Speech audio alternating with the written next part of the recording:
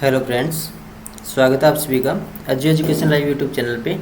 तो जिसने अभी तक चैनल को सब्सक्राइब नहीं किया, जल्दी इस चैनल को सब्सक्राइब कर लीजिए, साथ में दबा लीजिए बेल आइकन का बटन, जिससे कि आने वाली वीडियो के बारे में आप सभी को पता चल सके सबसे पहले। तो दोस्तों, आज हम स्टार्ट करने जा रहे हैं online practice test number 93 electrician theory का है। तो जो भी कैंडिडेट नए जुड़े हैं, जिसने अभी तक पिछले 92 टेस्ट नहीं देखे, देख सकते हैं। इसी वीडियो की डिस्क्रिप्शन में प्लेलिस्ट का लिंक दिया गया, वहाँ से कवर कर लीजिए, आपके लिए बहुत ज़्यादा फायदेमंद होंगे। अगर आप आईटीआई कर रहे हैं तो ज़रूर पढ़ना। अगर आप कोई भी एग्ज़ाम की तैयारी कर रहे हैं जो इलेक्ट्रीशियन बेस पे वैकेंसी आती है, तो भी इन क्लासेस को मत छोड़िएगा, क्योंकि आपके लिए गोल्डन साबित होने वाले हैं ये क्वेश्चन। चलिए शुरुआत करते हैं पहले क्वेश्चन से। तो हमारा पहला क्वेश्चन आता है, यदि एक प्रत्यावर्ती राशि द्वारा एक चक्र पूरा करने में लिया गया समय 2 ms मतलब मिली सेकेंड है, तो प्रत्यावर्ती राशि की आवृत्ति क्या होगी। तो आपको आवृत्ति बतानी है, क्या होगी दोस्तों, फटाफट बताइए इसका आंसर क्या होगा।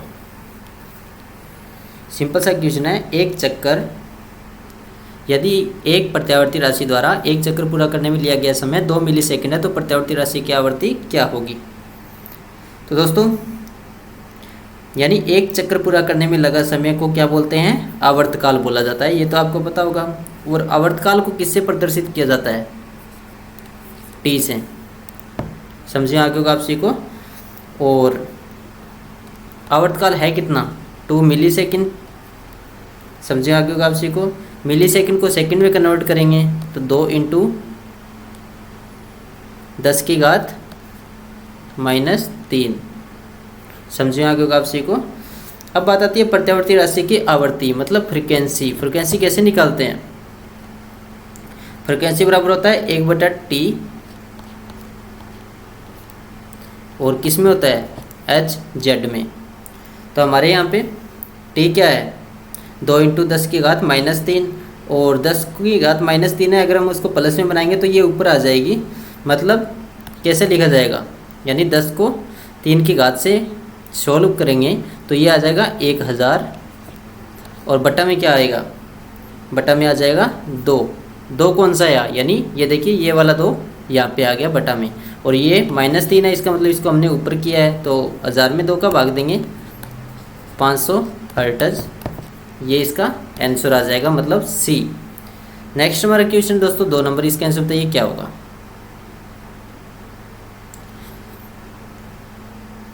अब बात आती है, किसी तरंग की आरएमएस मान और औसत मान का अनुपात क्या कहलाता है। रूप गुणक, जिसको फॉर्म फैक्टर बोलते हैं, या लोड फैक्टर, जिसको बार गुणक बोलते हैं, या क्रिस्ट गुणक, या पीक गुणक।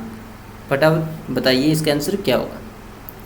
किसी तरंग की आरएमएस मान और औसत मान का अनुपात पूछा गया है यहाँ पे। तो दोस्तों इसका राइट आंसर हो जाएगा ए। थोड़ा ध्यान से सुन लेना, समझ आ जाएगा। यानी ratio of RMS value to average value called form factor, यानी RMS मान और औसत मान के अनुपात को ही रूप गुणांक बोला जाता है। मतलब फॉर्म फैक्टर, जिसको रूप गुणांक बोलते हैं, रूप गुणांक बराबर में हो जाएगा RMS वैल्यू, मतलब RMS मान, और बटा में क्या आएगा, औसत मान, यानी एवरेज वैल्यू।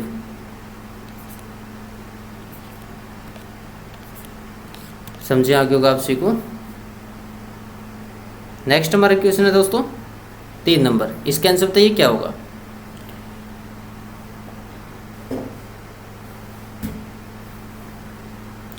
अब बात आती है, एक शुद्ध प्रेरक में धारा तथा उसके एक्रॉस वोल्टेज के बीच क्या संबंध होता है। वोल्टेज तथा धारा एक ही फेज में होते हैं, या धारा 90 डिग्री लीड करेगी, या धारा 90 डिग्री लैग करेगी, मतलब पिछड़ेगी, या धारा 45 डिग्री लैग करेगी। लीड का मतलब होता है बढ़त में। बताइए इसका आंसर क्या होगा। एक शुद्ध प्रेरक में धारा तथा उसके एक्रॉस वोल्टेज के बीच क्या संबंध होता है। तो दोस्तों इसका राइट आंसर हो जाएगा सी।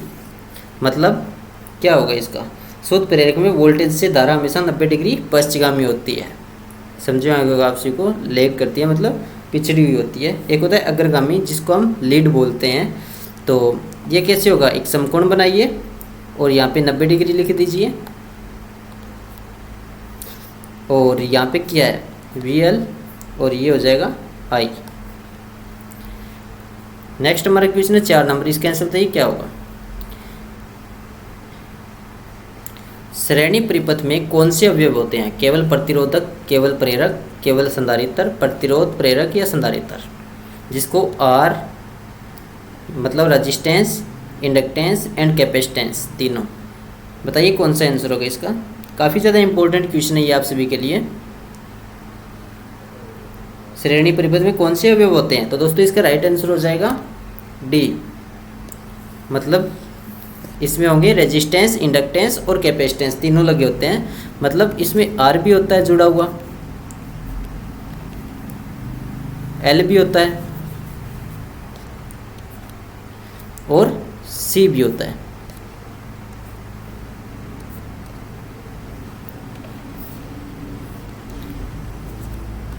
यहाँ पे वोल्टेज दे देंगे इसको सप्लाई।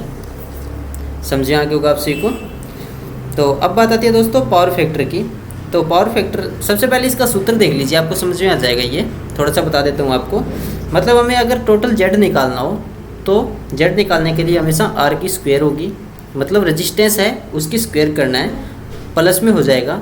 अब देखिए एल और सी दोनों है हमारे पास, इसका मतलब इनको एक्स से प्रदर्शित किया जाता है।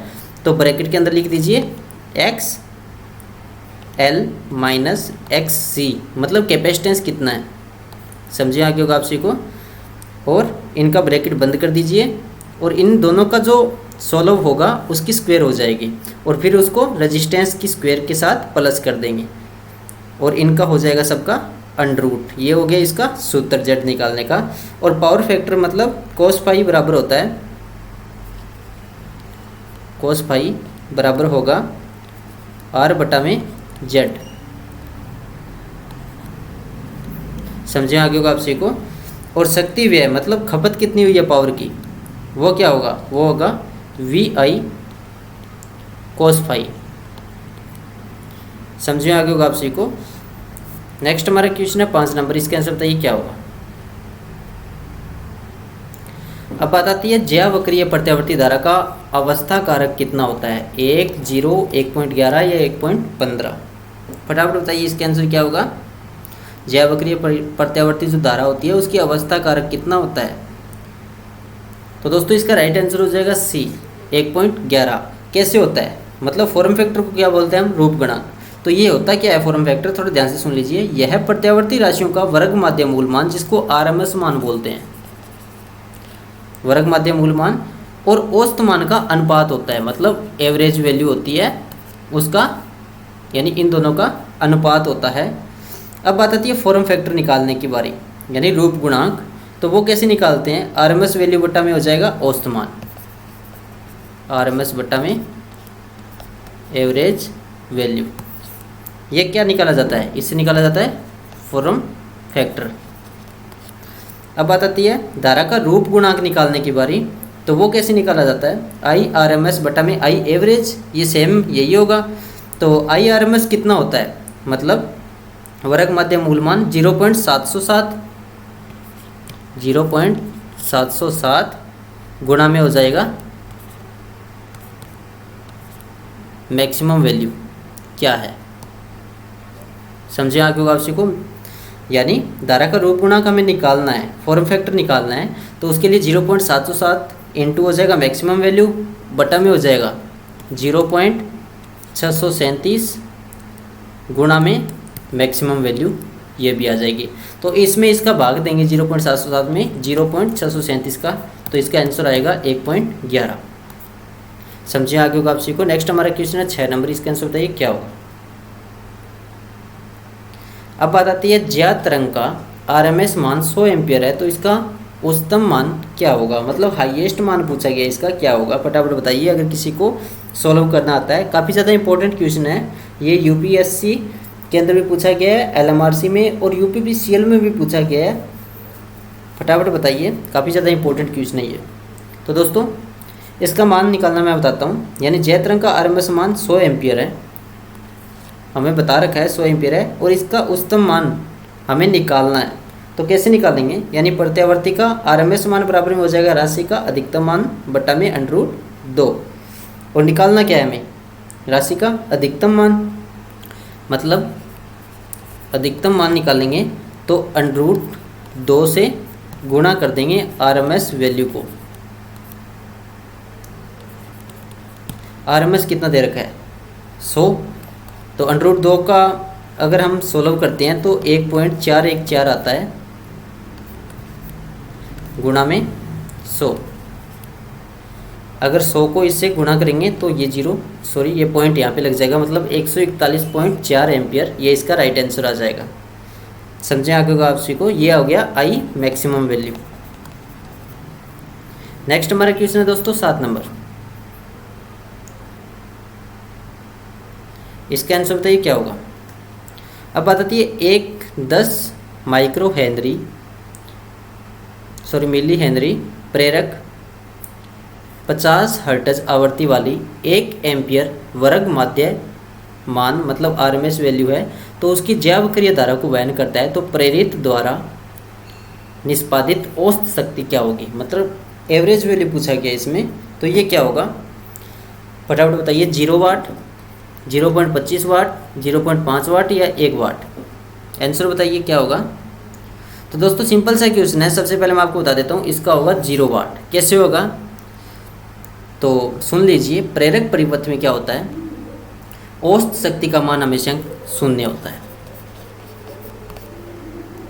0 होता है, क्योंकि एक चक्र में शक्ति का मान धनात्मक तथा अगले चक्र में शक्ति का मान ऋणात्मक होता है। समझिए आगे आपसी को, इसलिए दोनों चक्र का जो औसत होता है वो भी शक्ति 0 ही होगा, मतलब 0 वाट आ जाएगा। नेक्स्ट हमारा क्वेश्चन है 8 नंबर। इसका आंसर बताइए क्या होगा।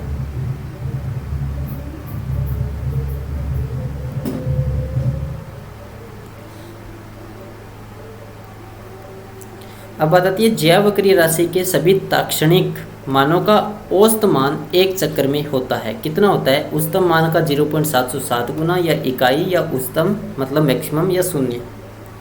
बताइए जैवक्रिय राशि के सभी ताक्षणिक मानों का औसत मान एक चक्र में कितना होता है। तो दोस्तों इसका राइट आंसर हो जाएगा डी, मतलब 0 होता है। कैसे होता है, जैवक्रिय जो प्रत्यावर्ती धारा के एक चक्र में धनात्मक तथा ऋणात्मक दोनों अर्ध चक्र एक समान होने के कारण प्रत्यावर्ती धारा का एक जो पूर्ण चक्र होता है उसके लिए औसत मान हमेशा 0 होगा। मतलब क्या होता है, इसका औसत मान केवल अर्ध चक्रों के ताक्षणिक मानों का औसत मान जोड़कर या समाकलन करके प्राप्त किया जाता है, इसलिए इसका मान 0 हो जाएगा। नेक्स्ट हमारा क्वेश्चन है 9 नंबर। इसके आंसर बताइए क्या होगा। अब बात आती है समांतर RLC परिपथ का शक्ति गुणक अनुनाद की स्थिति में क्या होगा। इकाई मतलब यूनिटी या 0 या 0.707 लीडिंग अग्रगामी बोलते हैं जिसको हम हिंदी में, या लैगिंग 0.707 जिसको पश्चगामी या पिछड़ा हुआ बोलते हैं। बताइए इसका आंसर क्या होगा।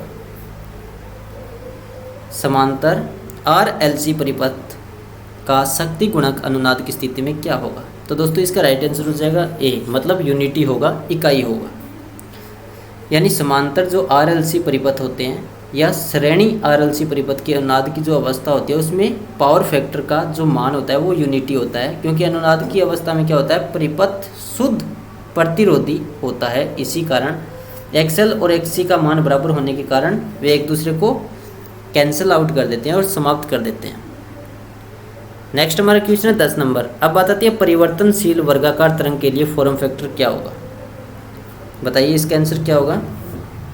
यानी परिवर्तनशील वर्गाकार तरंग के लिए फॉर्म फैक्टर का मान क्या होता है, 1.11, 1 या 1.414 या 3.14। तो दोस्तों आपको ध्यान रखना है अल्टरनेटिंग मतलब परिवर्तनशील धारा तरंग का RMS मान एवं एवरेज मान हमेशा बराबर होता है, ये आपको ध्यान रखना है। यानी फॉर्म फैक्टर बराबर हो जाएगा RMS मान बटा में औसत मान एवरेज वैल्यू, इसलिए इनका मान 1 हो जाएगा, यानी 1 में 1 का भाग देंगे। तो नेक्स्ट हमारा क्वेश्चन है आज की क्लास आपको कितनी अच्छी लगी, प्लीज़ इसका जवाब जरूर देना आप कमेंट बॉक्स में, ताकि हमारा भी हौसला बढ़े 100%, 75%, 50% या 50% से कम। धन्यवाद दोस्तों, आपसे का प्यार इसी प्रकार से बना रहे Ajju education live YouTube channel के साथ। जिसने भी अभी तक चैनल को सब्सक्राइब नहीं किया जल्दी चैनल को सब्सक्राइब कर लीजिए, साथ में बेल आइकन को प्रेस कर लीजिए ताकि आने वाले वीडियो के बारे में आपसे को पता चल सके सबसे पहले। अगर आपसे कोई यह क्लास अच्छी लगी प्लीज़ इसको लाइक कीजिए ज़्यादा से ज़्यादा, ताकि हमारा भी हौसला बढ़े, हम भी आपके लिए बेहतरीन क्लासेस लेके आएँ। और ज़्यादा से ज़्यादा शेयर जरूर करना आपके पास जितने व्हाट्सएप टेलीग्राम ग्रुप हो उन सभी में। और जिस भी कंटेंट ने अभी तक अजय एजुकेशन ने यूट्यूब चैनल का टेलीग्राम ग्रुप ज्वाइन नहीं किया या व्हाट्सएप ग्रुप ज्वाइन नहीं किया तो ज्वाइन कर सकते हैं। डिस्क्रिप्शन बॉक्स में सभी लिंक अवेलेबल है और पिछले टेस्टों को जरूर देखना, आपके लिए फ़ायदेमंद साबित होंगे। धन्यवाद दोस्तों, आप सभी का दिन शुभ हो। जय हिंद, वंदे मातरम। अगर कोई भी कमी लगी हो तो प्लीज़ कमेंट करके ज़रूर बताना। कल शाम को इसी टाइम 9 बजे मिलते हैं फिर से अगले टेस्ट के साथ।